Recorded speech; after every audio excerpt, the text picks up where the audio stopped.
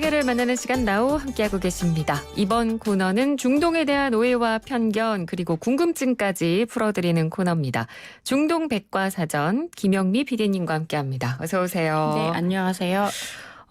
최근에 이란에서 좀 충격적인 소식이 있었습니다. 이란 체제를 비판한 언론인에게 1심 법원에서 사형이 선고가 됐어요. 그러니까 도대체 이 언론인이 어떤 이야기를 했길래 사형 선고까지 내려지나 좀 의아하기도 하고 한편으로 좀 무섭기도 했는데 이 언론인이 받는 혐의가 어떤 건가요?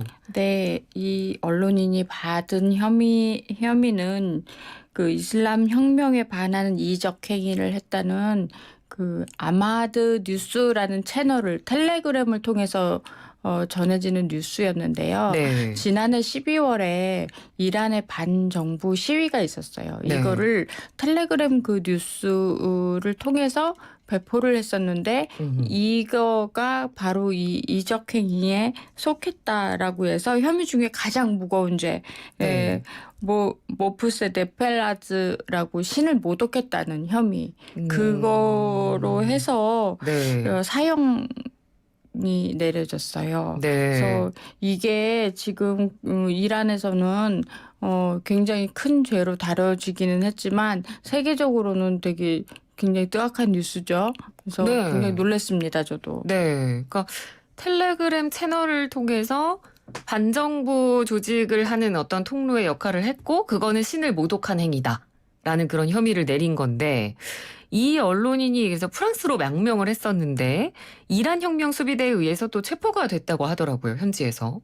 이 프랑스로 갈 때는 이 뉴스를 배포하는 것이 분명히 이란 정부를 자극한다는 걸 알고 있었기 때문에 본인의 신변 위협이 됐다는 것을 분명히 알고 있었을 거예요. 네. 근데 이란 정부가 스파이 공작을 통해서 어떤 이란 여성의 꿰매 빠져갖고 이 언론인이 이라크로 왔어요. 근데 이라크도 또한 이란의 그 약간 우호적인 곳이다 보니까 네. 이란의 정보기관이 활동하는 곳이거든요. 그래서 거기서 체포가 됐다고 합니다. 그래서 아니 왜 하필 그 프랑스에 있으면 거기서 계속 있지 하필이면 또 이라크로 와가지고 거기서 체포가 됐나 싶은데 네. 어쨌든 거기서 체포가 돼서 본국으로 압송이 돼서 재판을 받아서 사형죄까지 받게 된 경우입니다. 정말 그 첩보 영화 같은 스토리예요. 그 여성의 꿰매 넘어갔다는 게 그럼 이렇게 미인계를 써서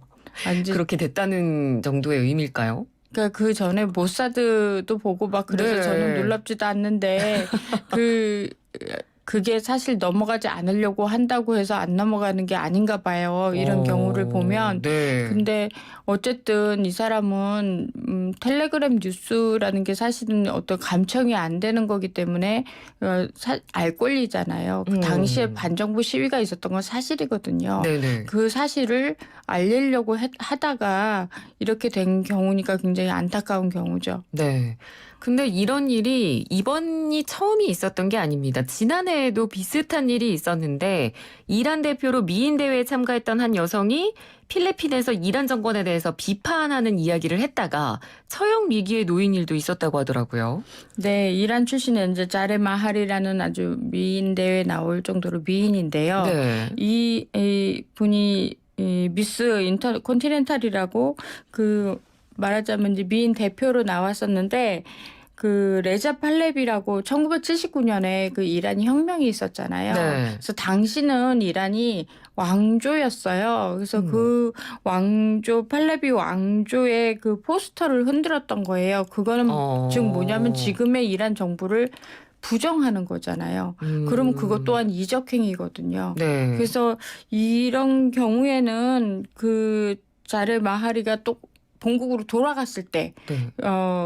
또 이적행위가 돼버려서 사형죄를 받을 수도 있는 경우예요. 네. 그래서 이분은 본국으로 가지 않겠다라고 해서 필리핀에서 망명을 하겠다라고 그렇게 얘기를 해서 결국 망명이 됐지만 그 이란 정부도 마찬가지로 이 사람을 그 인터폴에 수배를 내렸어요. 본국으로 소환을 하려고. 네. 그래서 그 죄목이 또 폭행죄였는데 이게 또 잘못 기소가 돼가지고 이 사람이 그 당시에 이란이 없었던 시기에 그 폭행죄를 기소를 한 거예요. 그래서 결국은 이란 정부가 억울하게 이분을 폭행죄로 기소를 했다라는 게 밝혀지는 바람에 사실 망신을 당했는데요. 아. 이런 경우에 참 안타깝게도 사실 그 본인이 뒤집어 써야 되지도 않았던 죄를 뒤집어 쓴다라고 생각을 했기 때문에 필리핀 정부가 망명을 허용을 했거든요. 네. 근데 이런 거 보면 이란 정부가 그 이적이라든지 국가에 반대된다든지 이런 거에 굉장히 예민하다는 걸 알 수 있죠. 사실 우리나라 입장에서 보면 굉장히 이해가 안 가는 부분이거든요. 그러니까 얼마든지 뭐 시민들도 정부에 대해서 비판할 수 있고 그리고 뭐 그런 부분에 대해서 어느 정도 자유로운데 이런 행위를 했다고 해서 사형 선고까지 내려지는 것 자체가 굉장히 그러니까 우리나라 입장에서 보면 이해하기가 힘든 부분이고 그러면 이게 이란이라는 나라의 입장에서 봤을 때는 어떤 정부를 비판하는 행위, 뭐 이적 행위 이런 것들이 굉장히 그러니까 사형 선고가 내려질 만큼 큰 죄인 거죠. 이란은 신정 정치예요. 네. 신정 정치란 뭐냐면 정치를 종교인들이 한다는 거예요. 그러니까 1979년에 이란 혁명이 성공하고 나서 그 다음에 그 정부의 자리를 종교인들이 하는 거예요. 우리로 치면 만약에 우리가 불교인들이 그 정부를 차지한다라 가상으로 생각을 한다 그러면 네. 스님들이 대통령이 되는 거나 마찬가지인 거예요. 그래서 그 이란은 이슬람 시아파 그 이슬람 계통의 이제 사람들이 정부를 장악했기 때문에 네. 무슬림이 아니면 용서가 안 되는 거예요. 그래서 정부의 모든 조직이라든지 그리고 대통령이라든지 이런 것들을 정치를 이슬람이 해야 된다고 믿는 사람들이에요. 네. 그렇기 때문에 이슬람에 대적하는 그 어떤 행위조차도 용서할 수가 없는 거죠. 그거는 배교라고 생각을 해요. 그래서 배교죄라는 게 굉장히 큰 거죠. 네. 그래서 이슬람이 아닌 것은 배교죄, 이건 즉 사형입니다. 그래서 배교죄라는 것을 엄청나게 크게 생각하기 때문에 가끔씩 물어봐요, 저한테. 네. 한국에 그 이슬람 교도가 있냐라고 물어봐요. 그래서 있죠. 당연히 한국은 종교의 자유가 있기 때문에 그건 헌법에도 보장돼 있기 때문에 한국에도 이슬람 사원이 있고 이슬람 교도가 있습니다라고 얘기하면 그러면 그 사람들 대한민국 정부가 살려두냐고 물어봐요. 그래서 당연히 살려두지 그 사람들을 다 대한민국 국민으로 잘 살고 있습니다라고 얘기하면 굉장히 이상하게 생각해요.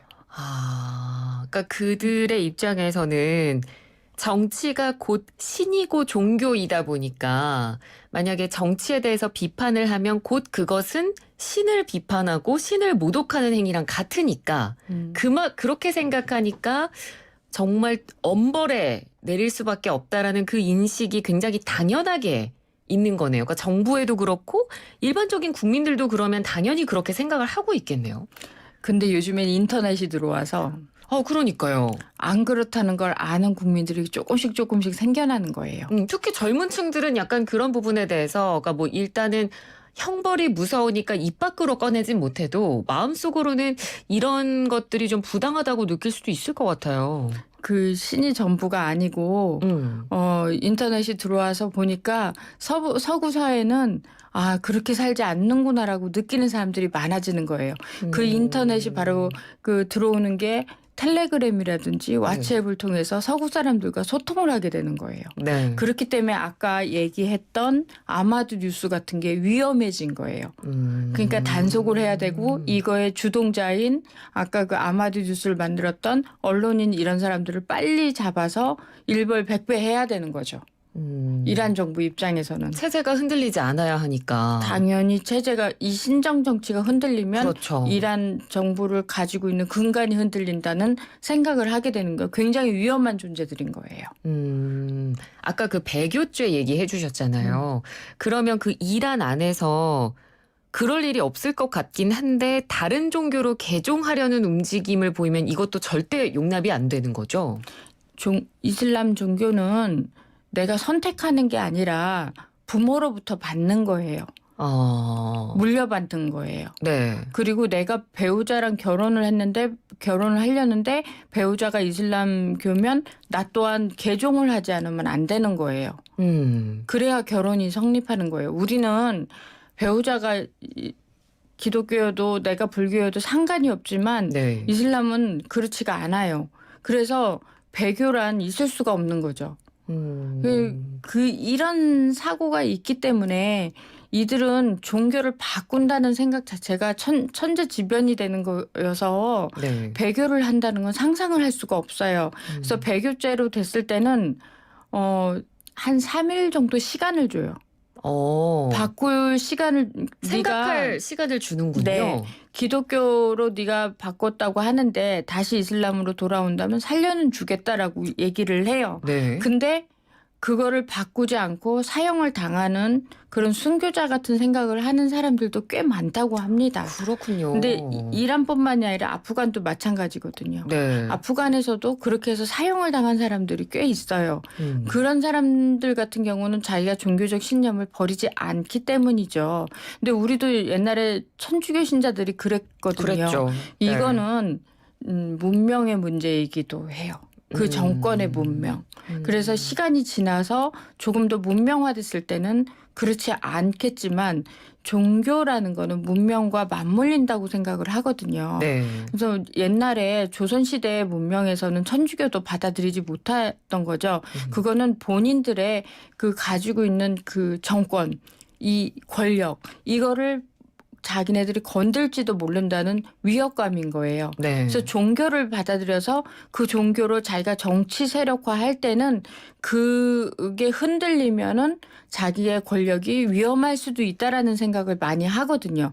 이슬람의 권력들은 대부분이 종교를 빼앗기면 자기 권력도 무너질 수도 있다라는 생각, 그런 위험을 느끼거든요. 네. 그래서 시아파나 순니파 이렇게 나눠져서 싸울 때는 종교적인 것도 있지만 자기의 신들의 정치적 권력에 대한 그런 걱정도 굉장히 많이 합니다. 그래서 권력은 즉 종교, 종교는 즉 정치, 이런 것들이 맞물려서 돌아가는 거거든요.